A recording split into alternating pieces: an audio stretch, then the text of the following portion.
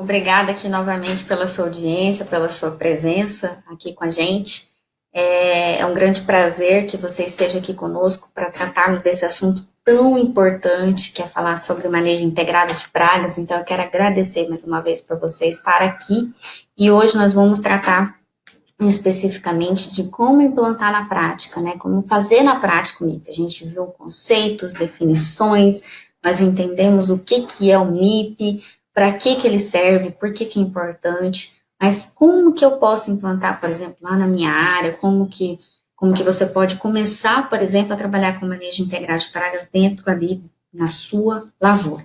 Eu vou compartilhar aqui, vamos iniciar, colocar aqui em tela cheia. Vamos iniciar, então, como aplicar, né? Vamos explanar aqui, vamos tratar com mais detalhes de como que a gente pode aplicar o MIP na prática, né? A gente sabe que existem várias técnicas integradas e fica, às vezes, um pouco confuso do que usar, como fazer, como que faz a amostragem. Então, aqui a gente vai detalhar um pouco mais a respeito desses assuntos. Então, assim, para a gente poder iniciar um MIP ali numa lavoura, primeiro é necessário que a gente entenda os seus princípios e suas ferramentas, né? Quais são as técnicas do MIP? A gente falou muito sobre isso, a gente falou muito sobre os princípios, sobre os pilares, sobre a base do MIP, né? Porque, assim, não basta apenas fazer a amostragem e definir, por exemplo, o controle. O MIP é uma coisa muito mais ampla, né? Ele é muito mais amplo que isso. Então, a gente precisa entender algumas coisas. Dentro do manejo integrado de pragas, é muito importante que a gente sempre verifique, por exemplo, a possibilidade de se utilizar variedades resistentes. Isso aqui tem que ficar muito claro, tá? Porque é o primeiro passo. Vamos utilizar. É possível utilizar variedades resistentes? Porque é por aí que começa, né? Se a planta é resistente a um determinado tipo de praga, vai ficar cada vez mais difícil, vamos colocar assim, daquela praga atingir um nível de dano econômico, já que a planta em si ela é resistente. Então, verificar essa possibilidade. E sempre aliar isso aos métodos culturais. Lembra que a gente comentou dos métodos culturais? Rotação de cultura, calendário de plantio, colheita, enfim. São métodos que auxiliam, por exemplo, a quebrar ciclo de praga, diminuir a multiplicação, a reprodução dessas pragas, né? Para que elas não atinjam o que a gente não quer, que é o nível de dano econômico, né? Nós queremos manter essas pragas sempre naquele nível de equilíbrio, tá? Sempre depois da implantação da lavoura, é muito importante que a gente inicie já o processo de amostragem, para que sejam identificadas as pragas chaves daquele sistema. Então, a amostragem contínua é muito importante, tá? E a partir dessas informações que foram colhidas ali na amostragem, a gente vai poder identificar, por exemplo, se aquelas pragas específicas, se aqueles indivíduos ali estão causando dano. Se a gente vai poder, se estiver causando dano, a gente pode então pensar como entrar com o nível, né, de ação e controle. E dentro disso, nós temos algumas opções, como, por exemplo, o controle biológico, que a gente comentou, né, e, por exemplo, o controle químico, que podem ser utilizados. A gente pode utilizar os dois. A gente pode perguntar, mas eu posso utilizar ambos juntos? Sim, a gente pode usar, mas é preciso que se tenha um cuidado adicional, por exemplo, quando se for utilizar, por exemplo, produtos biológicos, tá? Porque existem restrições, né? Existem restrições em relação à compatibilidade, por exemplo, de produtos biológicos com moléculas químicas. Então, é importante observar isso, né?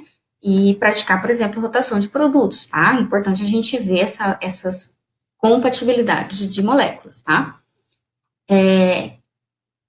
Dentro do processo de trabalhar com manejo integrado de pragas, a gente comentou que é muito importante a gente entender. Por que eu foco muito nisso, né? Entender o que é a praga, quem é esse inseto, né?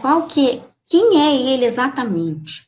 Por quê? Porque a gente, através desse tipo de inseto, nós podemos definir quem são os seus inimigos naturais, e a partir disso, se decidirmos trabalhar, por exemplo, com controle biológico, a gente vai poder, a partir da identificação daquela praga, nós podemos exatamente entender qual tipo de controle eu posso usar. Será que se eu trabalhar hoje, por exemplo, se a praga que eu tenho ali, será que existe um controle biológico, por exemplo, ideal? Então, eu preciso entender a identificação exata desse inseto, identificar os seus inimigos naturais, porque também, por exemplo, se eu decidir trabalhar, por exemplo, com biocontrole, a dose de aplicação de um produto biológico também varia. né? Então, por isso que é interessante não, é muito importante que eu conheça especificamente as características dessas pragas e dos seus inimigos naturais. E se, né, houver eu até sugiro que se inicie, por exemplo, na sua área, as pesquisas já têm mostrado que o controle biológico tem se tornado, na verdade, é eficaz, tá? Então, se utilizar também o biocontrole. É muito importante que a gente consiga, né, integrar várias técnicas. Integrar produto químico, integrar controle biológico, integrar métodos culturais, enfim, tá? Então, eu sugiro, sim, a gente poder começar a utilizar o biocontrole, justamente para ter prevenção, redução, ou até mesmo a erradicação de algumas pragas nas plantações, né? E assim, é sempre muito importante que fique muito claro que esses produtos, eles precisam também ser posicionados de uma maneira correta. É muito importante seguir as orientações do fabricante, seguir as orientações, por exemplo, de um responsável técnico, um engenheiro agrônomo, que esteja devidamente capacitado para trabalhar com controle biológico, porque não é, vamos colocar assim, ao Deus dará, né? Não, existem recomendações técnicas, orientações, para que aquele controle seja eficaz. Então, para que ele seja realmente eficaz, para que atinja seus objetivos, a gente precisa seguir as orientações técnicas de maneira correta, tá? Outra coisa que é muito importante, que muitas vezes, né, algumas vezes pode passar batido, vamos colocar assim, é a gente acompanhar o clima. É extremamente importante sempre acompanharmos as condições climáticas, porque como a gente já pontuou lá atrás, o clima ele pode favorecer muito, por exemplo, a reprodução de determinadas pragas, por exemplo, né? Alguns problemas são típicos, né, em épocas muito úmidas, outras em tempo muito seco. Então, com essas informações, né, de taxas de umidade do ar, variações de temperatura, a gente pode fazer previsões, né? A gente pode fazer previsões para curto a médio prazo, de que em determinada condição climática, por exemplo, eu posso ter talvez uma incidência maior de uma determinada praga, então eu já consigo previamente me planejar. Então, é muito importante acompanhar o clima. Inclusive, hoje, dentro da plataforma da GreenTele, nós temos ali uma funcionalidade específica para auxiliar o produtor rural, para auxiliar o consultor agronômico a justamente acompanhar o clima, né? Para fazer, por exemplo, para o que isso auxilie, né? Para que isso auxilie você no processo de tomada de decisão. A gente sabe que não dá para controlar o clima, mas a gente pode minimizar os nossos riscos se a gente conseguir, por exemplo, acompanhar de maneira efetiva as variações climáticas dentro ali daquela área, tá? É importante então assim, é extremamente importante que o monitoramento seja constante. O agricultor deve coletar sempre amostras, reconhecer quais são os insetos e os graus de ameaças, né, à sua produção. E essas amostragens, elas geralmente são feitas, por exemplo, ali, principalmente é bem conhecido na cultura da soja, do pano de batida, através de armadilhas atrativas, ou ainda, atualmente, utilizando-se drones, por exemplo. São ferramentas que auxiliam no monitoramento constante. A gente sabe que o processo, que as coisas acontecem muito rápido, né? Durante o ciclo, durante a safra, as coisas acontecem muito rápido. Então, o que estava acontecendo ontem já não é mais hoje. Então, é importante esse monitoramento constante. E ferramentas, por exemplo, como o uso de drones, auxilia muito, auxilia bastante nesse processo de monitoramento, tá? E algumas ferramentas mais convencionais, como, por exemplo, a amostragem por pano de batida, com o uso de armadilhas, enfim. Tudo isso em conjunto auxilia o produtor rural a realizar esse monitoramento constantemente, tá? E, consequentemente, a partir desses dados analisados, a gente consegue avaliar cuidadosamente qual o nível de dano causado por aquela infestação. E, a partir de então, a gente pode entrar com o uso de defensivo agrícola, né, de um modo consciente e sensato. Porque a gente sabe que o uso em excesso leva àquilo que a gente comentou, resistência de produtos, né, de resistência de pragas a princípios ativos, e não é o que a gente quer, a gente não pode permitir que isso aconteça, a gente quer muito evitar isso, porque é algo realmente sério, esse processo de resistência, isso prejudica muito, acaba se perdendo dinheiro, literalmente, com esse tipo de situação. Se a gente começar a fazer aplicações de defensivos de maneira, né, que não seja baseado realmente, que não seja feita de maneira sensata, de maneira consciente, a gente corre risco, sim, de levar fazer essa seleção de indivíduos, e a gente não pode buscar isso, a gente tem que fazer o contrário, a gente tem que eliminar, vamos colocar assim, buscar eliminar o máximo possível essas pragas para que elas não criem esse processo de resistência, tá? Implementar as melhores práticas agrícolas. Então, como eu falei lá no início, é muito importante que, que os plantios sejam rotacionados, né? Se a gente, se possível, faça a rotação de culturas dentro do sistema. A rotação de culturas serve especificamente para a gente poder, além de, de, de, de aumentar, né, por exemplo, o microbiota de solo por conta de palhada, leguminosa, enfim, uma série de benefícios, mas em relação a pragas, principalmente, nós quebramos o ciclo, né, de uma determinada praga, porque, por exemplo, uma praga que era específica para o milho, de repente já está na soja, então a gente acaba quebrando o ciclo daquela praga, então é muito importante que se faça a rotação de culturas, a recuperação do solo, a seleção de espécies menos suscetíveis e o ajuste no cronograma de colheita, aquele ajuste, né, a gente pensar no calendário de plantio, de colheita, também pode auxiliar muito o agricultor a evitar prejuízo. Sempre escolher sementes apropriadas, aquilo que a gente comentou em relação a variedades resistentes, né, porque certas variedades já desenvolveram mecanismos de defesas, e essas variedades, por ter esses mecanismos de defesa, elas se tornaram menos sujeitas à ação de pragas, né, por isso o nome resistente. Então, é muito importante que o agricultor sempre procure usar variedades resistentes a essas pragas, né? Até porque com isso a gente acaba também diminuindo o uso de defensivos. Né? Então é muito interessante que se use variedades resistentes. E minimizar o uso de produtos químicos, né?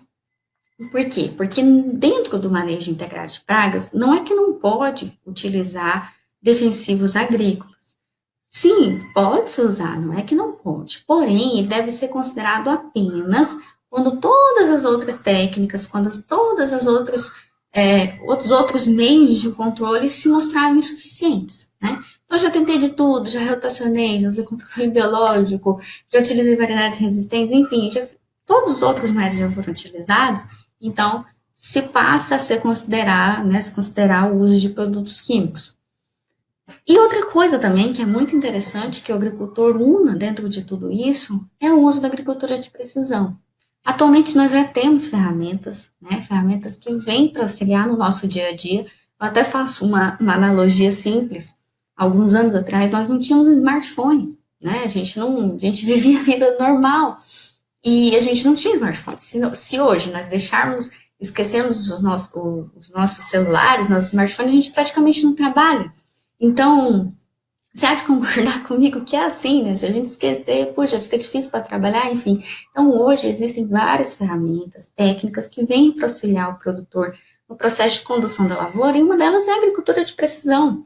É importante que ela seja utilizada, por exemplo, em conjunto com o controle químico, pois fornece informações para sustentar a tomada de decisão que envolve as aplicações, por exemplo, como o produto a ser usado, a quantidade, a frequência, enfim, vem lá de encontro, por exemplo, com o modo de aplicação, porque a eficiência do produto vai depender também da forma que ele é aplicado, enfim. Então, a agricultura de precisão hoje eu diria, essencial hoje para trabalharmos, para a gente poder aumentar ainda mais nossa produtividade e conseguir combater, por exemplo, pragas agrícolas com mais eficiência. Então, assim, a introdução de agricultura de precisão, aliada à agricultura digital, né, que estão dentro ali no mesmo patamar, né, no mesmo ramo, vamos colocar assim, elas devem ser adotadas cada vez mais para garantir uma análise de dados sistemáticos. Do que adianta a gente fazer amostragem, do que adianta a gente fazer monitoramento, se a gente não consegue analisar esses dados, se a gente não consegue organizar tudo isso para que seja tomada uma decisão. Então, é muito importante a utilização de agricultura de precisão, mais agricultura digital. O que é a agricultura digital, Aline? Justamente o que a gente atua hoje. A AgroIntel hoje, dentro desse setor de agricultura digital, fornece aí ferramentas, funcionalidades para o agricultor poder trabalhar tranquilamente do seu smartphone, por exemplo, né? Ajudar o agricultor a tomar decisões, organizar, integrar todos os dados daquela propriedade rural, para que ele se baseie essas informações nas suas decisões e, consequentemente, lá na frente, ele consiga reduzir custos, principalmente, né, que toda a condução da lavoura ela seja feita de forma mais sustentável e de que ela seja feita de forma mais organizada, com o único objetivo de lá na frente a gente conseguir aumentar a produtividade com redução de custos. Ponto, tá? É essencial, como eu comentei com vocês, registrar as variações do clima, os volumes de produção, as perdas na safra, as despesas, por exemplo, com defensivos agrícolas, além de mensurar as eficiências dessa estratégia. Como, por exemplo, será que eu tenho tudo organizado? O quanto foi eficiente o que eu fiz, por exemplo, nessa safra? Será que tudo que eu realizei nessa safra eu vou repetir na próxima? Será que eu tenho tudo organizado? Eu consigo avaliar o porquê que eu perdi, o porquê que eu ganhei, o que eu mudei. Então, será que eu tenho uma comparação daquilo que foi recomendado versus o realizado? Qual foi a evolução, por exemplo, talhão por talhão? Como que eu trabalhei? Como é que eu vou conseguir isso só, por exemplo, anotando no papel? Será que eu não posso utilizar ferramentas que vêm me auxiliar nesse processo? Né? Porque, assim, somente com uma avaliação completa é possível planejar ações efetivas voltadas, por exemplo, principalmente à eliminação dos desperdícios e aumento da produtividade por hectare, que é o que a gente quer. Por que a gente vai desperdiçar? Né? Por que você, agricultor, vai usar um produto, por exemplo, lá, que não é necessário naquele momento? É a mesma coisa, eu até faço uma analogia, a mesma coisa que eu pegar a amassadinha e jogar fora. Será que tem necessidade de fazer isso? Será que eu estou vendo o quanto está indo embora sem necessidade? Então, é para se pensar, né? Porque, assim, ao utilizar agricultura de precisão, agricultura digital, nós conseguimos ter essa avaliação da propriedade rural talhão por talhão, por completo. Nós conseguimos ter esse embasamento, né? E dessa forma, fica evidente, por exemplo, mais uma vez, a importância do manejo integrado de pragas, né? Para a redução das perdas, o MIP vem para auxiliar muito nesse processo de redução de perdas. Redução dos custos operacionais, para garantir mais qualidade, mais desempenho e mais lucratividade. Esse é o grande objetivo. Esse é o grande objetivo do MIP. Né? Nós procuramos ser mais eficiente, melhorar o desempenho, aumentar a lucratividade. E o uso de agricultura digital, o uso de agricultura de precisão, se torna, a meu ver, dentro de tudo isso que a gente está falando, se torna mais um método para a gente poder trabalhar no manejo integrado de pragas.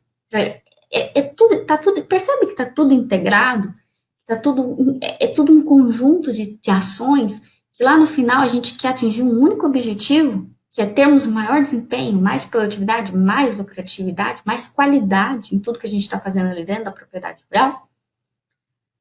E como que a gente pode fazer? Vamos detalhar mais, por exemplo, alguns processos, né? Alguns processos, como, por exemplo, a amostragem. A amostragem, a gente pode fazer de duas formas, né? A gente pode, na verdade, ela é realizada de duas formas. A gente vai avaliar, então, ela é realizada de maneira direta e indireta, né? A direta é realmente ali a densidade da praga, o nível populacional daquela praga. E a indireta é a avaliação do dano. Quanto aquela praga está causando de dano, por exemplo. Porcentagem de desfolha, dano nas vagens, por exemplo. Então, qual que é a avaliação do dano e da densidade da praga? Tá? São situações que nós vamos avaliar. Para a gente trabalhar com a amostragem, existem, por exemplo, vamos pensar aqui na cultura da soja, né? Vamos focar numa cultura aqui. A gente pode utilizar alguns métodos. Por exemplo, o plano de batida é um método, a gente pode fazer a amostragem de pragas subterrâneas, aí fica mais para cana-de-açúcar, milho, mas enfim, tá? Existe esse método também, e a gente também pode trabalhar com armadilhas, né? Eu já expliquei um pouco sobre cada um nos encontros passados, mas a gente vai detalhar mais um pouco sobre os métodos de amostragem aqui, tá? Então, vamos começar aqui pelo plano de batida. Se a gente fosse hoje, só para. Eu sei que muita gente já conhece, né? Mas vamos detalhar aqui brevemente como que funciona o plano de batida. Esse método de amostragem, ele é indicado, é um método convencional, mas que não deixa de ser eficiente, tá? É muito eficiente. Então, assim, o plano de batida ele é indicado para que a gente possa amostrar encontrar ali na lavoura, né, de soja, por exemplo, lagartas, percevejos, besouros, os inimigos naturais também. Ele deve ser utilizado ali em 1 metro, por exemplo, 1 metro de cada fileira, preferencialmente em horários mais frescos, né, do dia, e a frequência ela pode variar, ela pode ser realizada mais ou menos uma vez por semana, ou se houver, por exemplo, períodos mais críticos de infestação de praga, a gente coloca aí de 4 ou 5 dias. Essa amostragem, ela é recomendada ser realizada num período que vai tanto do estágio vegetativo até a maturação da soja, tá? E se a gente for parar para pensar, aqui eu quero trazer especificamente em relação aos percevejos, como que a gente vai avaliar os percevejos, tá? Em relação aos percevejos, por exemplo, percevejo marrom, nós vamos tentar identificar ali as ninfas e os adultos. Como que a gente vai fazer isso, Aline? A gente vai contar os adultos e também as ninfas grandes. Quem são as ninfas grandes? São as ninfas do terceiro instar, quarto instar e quinto instar. Essas ninfas, elas aqui estão os tamanhos, né, que vai mais ou menos, eles vão colocar de 3 a 4 milímetros, de 5 a 6 milímetros, de 7 a 12, por exemplo. E o adulto. Tá? Então, são esses indivíduos que nós vamos buscar em relação ao percevejo marrom, por exemplo. Tá? Existem a recomendação para cada praga, tá? Existe aqui a recomendação para cada praga. Eu só estou trazendo aqui, destacando o percevejo, que é uma praga-chave para a cultura, para a gente avaliar que não é apenas a presença, por exemplo, de indivíduo adulto que vai me causar prejuízo, mas sim as ninfas também, tá? Lagartas, é importante que a gente registre lagartas, tanto as pequenas como as grandes, e aqui a gente vai diferenciar também em relação ao tamanho da área e a quantidade de pontos. É óbvio que quanto maior a quantidade de pontos de amostragem, melhor e mais eficiente vai ser essa amostragem. Mas aqui existe a recomendação da Embrapa, né, que a gente pode definir a quantidade de pontos dependendo do tamanho da área. Em áreas maiores que 100 hectares, recomenda-se que divida-se em talhões. Todas as fazendas hoje são divididas em talhões. E como são essas divisões, né?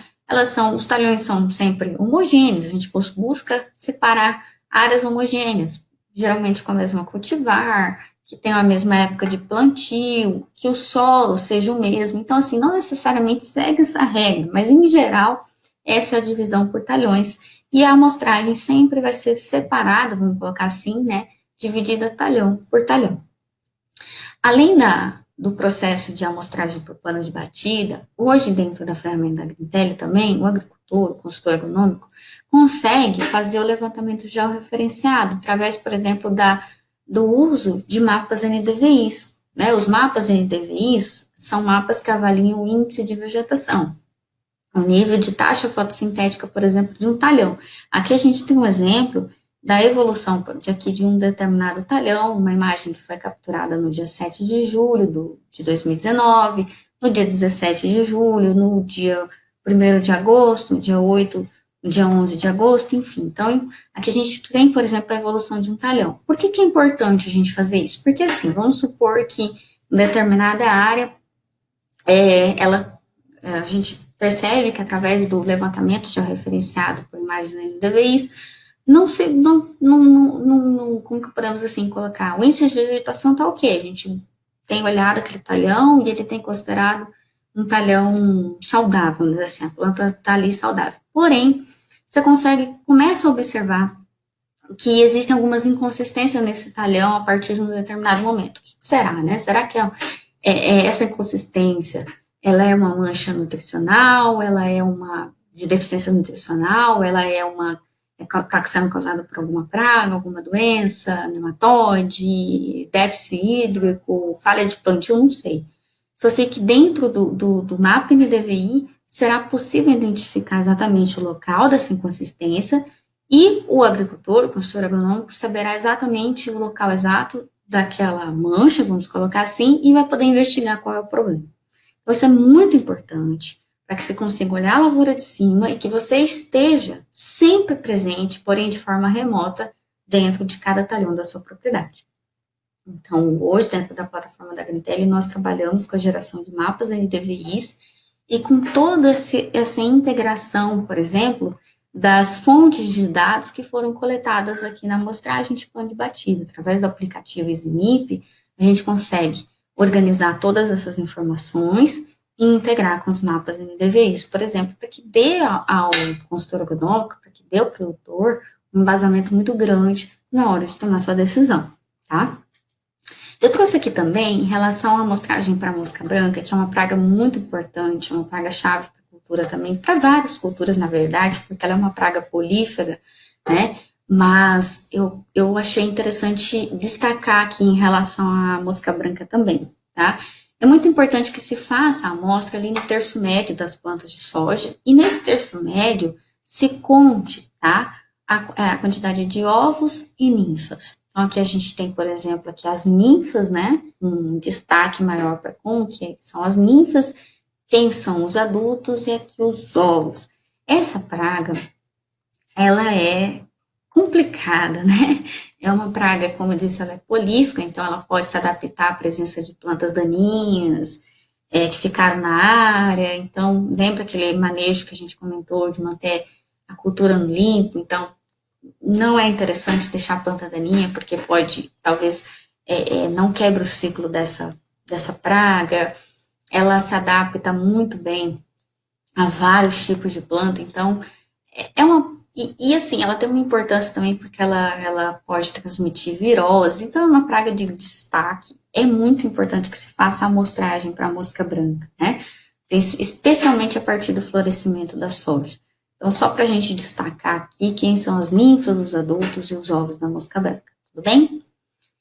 Outra técnica bastante utilizada, até trouxe essa foto aqui que foi feita ali numa uma propriedade no Mato Grosso, feita pela Fundação Mato Grosso, que é o processo do uso de feromônios, por exemplo, para captura de mariposas, porque isso aqui acaba sendo uma ferramenta útil como um alerta da presença da praga, né? Então, aqui, se a gente observa a presença dessas mariposas, a gente já gera um alerta, né, de que existem indivíduos adultos, por exemplo, ali naquela área. A gente pode capturar aqui várias diferentes espécies, mas, em geral, essas armadilhas são específicas para algum tipo de mariposa, por exemplo, mas se captura diferentes tipos de espécies. É um pouco difícil correlacionar mariposas com nível de infestação de lagartas, então esse tipo de técnica, ele deve ser integrado com também com a batida de pano, né? Então, são técnicas integradas a ser utilizadas no processo. Outra situação bastante interessante que eu quis trazer aqui para todo mundo para falar a respeito é sobre o uso, por exemplo, de parasitoides. Por quê? Porque tem se atingido bons resultados com o uso, por exemplo, do tricograma. O que é o tricograma? É uma vespinha que parasita ovos de lagartas. Então, assim, existem, né, vespas específicas para cada tipo de praga, mas aqui eu trouxe de forma geral para a gente comentar a respeito. Pode ser uma ideia, tá? Uma forma de controle bastante eficaz. Até se utiliza já bastante na cultura da cana, tá? Aplicações de tricograma, porque realmente tem se tornado muito eficaz. Então, assim, recentemente, até uma pesquisa ali no interior de São Paulo, mostrou que uma das formas de aplicação, por exemplo, caso você decida utilizar o tricograma, lógico que isso pode variar, mas uma forma eficaz foram a estratégia de 3 liberações iniciais, como, por exemplo, ali no estágio vegetativo e mais uma no florescimento. Então, esse tipo de estratégia trouxe bons resultados no controle de lagartas, quando comparada à liberação apenas lá no início. Tá? Então, aqui fica uma dica de uso, por exemplo, do tricograma. E até existem formas, né, atuais de se utilizar, como, por exemplo, o próprio drone aplicar. Existem cápsulas biodegradáveis, por exemplo, onde os ovinhos, né, eles vão sendo transportados, né, e o drone, ele pode carregar, aí vão colocar cerca de 3 quilos desse material biológico, que vai ser suficiente para tratar aproximadamente 1.000 hectares. Então, é bastante coisa e é bastante eficiente, né, a gente poder fazer esse tipo de aplicação. O drone carrega esse material biológico e vai soltando, né, literalmente na lavoura, em pontos estratégicos, para que depois esse tricograma vá sendo liberado naquela área. Como eu disse para vocês, é bem utilizado na cana-de-açúcar isso aqui, mas não que não possa ser utilizado na soja também, mas é uma ideia, né? E assim, dentro desse processo todo que a gente vem comentando, além do nível de infestação de pragas, é importante que se observe também o número de plantas atacadas, o percentual de desfolho, o percentual de poteiros ou vagnes atacados, justamente para a gente ter uma ideia do quanto que está causando dano aquela praga, do qual que é o nível de infestação, né? Aqui é uma forma indireta também de fazer a amostragem, avaliar o dano que está sendo causado. E assim, não adianta nada a gente fazer a amostragem, fazer toda a coleta desses dados se a gente não registrar essas informações. Porque o registro das informações, ele é fundamental, tá? Ele tem uma importância fundamental para o processo de tomada de decisão. Então, assim, essas informações de densidade das pragas, as informações da presença de inimigos naturais, o índice de dano, por exemplo, em relação às plantas, o estágio de desenvolvimento da planta, como que a gente vai organizar essas informações? Então, como que a gente vai integrar? Como que a gente vai se basear, né, para que se possa tomar, por exemplo, uma decisão de controle? Então, hoje existem ferramentas para isso, para auxiliar o produtor. Tá? Como eu comentei com vocês, hoje, através do seu próprio smartphone, você pode fazer essa coleta de informações e organização dessas informações para que te auxilie nesse processo de tomada de decisão. Se a apresentação vai estar aí, você pode clicar aqui para saber mais, tá? Para a gente poder informar mais especificamente do que é, como que funciona a ferramenta da AgriTech. Eu vou até, quando você clicar aqui, deixa eu voltar rapidamente, quando você clicar aqui, ele vai direcionar você para o site da AgriTech, onde a gente pode te auxiliar, né? Você pode colocar os seus dados aqui, que nós vamos entrar em contato contigo para te auxiliar em mais detalhes, para você conhecer melhor a ferramenta, como que ela funciona e quais são os detalhes, né? Dessas funcionalidades, como que você pode trabalhar com isso ali no seu dia a dia, tá? Mas voltando aqui para a apresentação, então, como eu estava dizendo para vocês aqui na apresentação, hoje a Greentel possui uma ferramenta para auxiliar nesse registro de informações, para que o agricultor hoje, para que você hoje possa tomar uma decisão mais embasada, de forma mais consciente, tá? Por que, Aline? Por que eu tenho que monitorar? Por que eu tenho que controlar? Por que eu tenho que fazer dessa forma? Por que eu tenho que organizar? Enfim. Porque, assim, as consequências de não se realizar o monitoramento, infelizmente, elas são graves. Por que graves? Eu falo assim, realmente são graves porque pode ocorrer de realizar uma pulverização, por exemplo, sem necessidade. Se isso é feito, o que vai acontecer? Quais são as consequências? Desperdício de produto, maior impacto sobre os inimigos naturais, que são aqueles insetos benéficos, não é o que a gente quer, e, consequentemente, elevação dos custos de produção, que não é o que ninguém quer. A gente não quer elevação dos custos de produção. Então, realmente, as consequências de não monitorar são graves, né? E também, pulverizar somente quando a praga atingiu o nível de dano econômico, o dano ele já foi causado. Ele já foi causado, consequentemente, já reduziu a sua produtividade e houve aquele escape de espécies mais tolerantes, que não é o que a gente quer. Então, realmente são consequências graves, que lá no fim das contas vai me levar ao desperdício de dinheiro, né? Vai me reduzir a minha lucratividade. Por exemplo, aqui, ó, esse exemplo, uma flutuação populacional de percevejos em áreas de soja lá em Londrina. Um exemplo básico, só para a gente ver. Aqui estava acontecendo um monitoramento, né? E quando chegou no nível de ação, ou seja, no nível de controle, ali por mais ou menos, por exemplo, ali 2 percevejos por metro, até menos que isso, vamos colocar assim, entrou-se então aqui, ó, nesse ponto é o momento ideal para a gente entrar com controle, tá? Porque chegou no nível de ação. Porém, quando já chegou no nível de dano econômico, como é esse caso aqui, ó, vamos colocar, por exemplo, 6 percevejos por metro, aí já está tarde demais, porque já ocorreu o dano econômico, já ocorreu a redução de produtividade, não é aqui o momento. Então, se a gente perde o time da aplicação, se a gente perde o momento ideal para a tomada de decisão, as consequências sim serão graves lá na frente. Não é isso que a gente quer. Por isso que é muito importante realizar o monitoramento. Então, assim, para a gente ir finalizando, o que é importante a gente pontuar? As amostragens, é importante que elas sejam realizadas de preferência semanalmente em diversos pontos da lavoura, tá? O caminhamento da amostragem, geralmente, ele pode ser feito em zigue-zague. Existe caminhamento em cruz, em U, mas geralmente é em zigue-zague, tá? Quando a densidade da praga ela estiver próxima ao que a gente chama de nível de controle, como é esse caso aqui, ó, nessa, né, onde está aqui nível de ação, para cada praga vai variar, mas quando a densidade da praga estiver próxima do nível de controle, é indicado repetir essa amostragem com tempos mais curtos, como por exemplo de 3 a 4 dias, né? Além do número de insetos, é muito importante que a gente também avalie a porcentagem de injúria causada, né? O quanto que está sendo causado de injúria.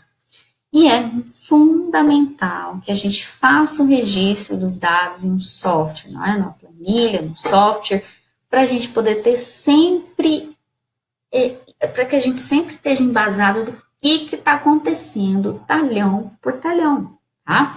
E aqui dentro do manejo integrado de pragas, a gente poder integrar literalmente várias técnicas, né? Várias técnicas de controle, de amostragem, de informações, para que a gente atinja o nosso objetivo lá no final. Porque, gente, é sempre bom a gente lembrar que o objetivo do manejo integrado não é de eliminar as pragas, não é de levar as pragas, por exemplo, ao zero, mas sim de reduzir a sua população para baixo do nível de controle. Baixo do nível de controle. Começa aqui, ó, aqui embaixo, tá? Que é um nível que ela está em equilíbrio, ela não está me causando dano econômico, tá? Então, esse é o grande objetivo do MIP, tá? Para que lá no final eu tenha aumento de produtividade e aumento da minha lucratividade, tá? Então, eu quero agradecer mais uma vez a presença de vocês. No próximo encontro, a gente vai detalhar mais sobre essas tecnologias que hoje existem para auxiliar o produtor no combate aí das pragas.